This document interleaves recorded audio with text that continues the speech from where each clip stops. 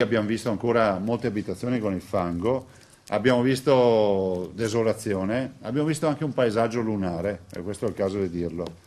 Anche se splende il sole, non c'è il sole da quelle parti. Usa termini forti il governatore Zaia per descrivere quello che insieme al capo della protezione civile Borrelli e all'assessore Bottaccina ha potuto vedere nel nuovo sopralluogo fatto stamane. Una montagna bellunese devastata, case crollate o scoperchiate, boschi rasi al suolo, strade che non esistono più.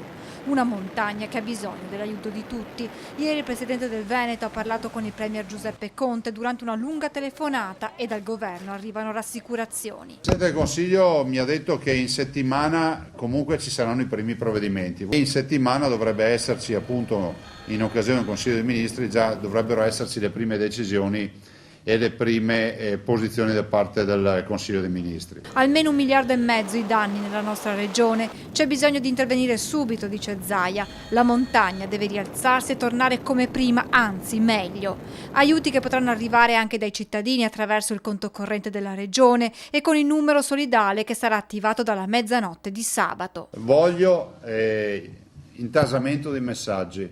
L'altra volta l'avete fatto, lo dico ai veneti, bisogna fare di più stavolta. E sempre ai cittadini veneti Zaia rivolge un altro appello. Evitiamo il turismo delle disgrazie, evitiamo di andare a intasare traffico, strade e luoghi della tragedia in queste ore.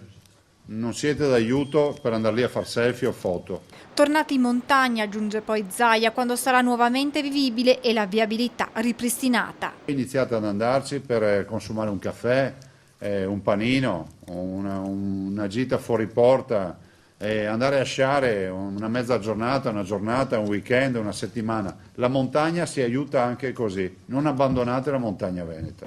Perché, conclude Zaia, non deve passare il messaggio che sulla montagna bellunese non valga più la pena andarci perché non c'è più nulla.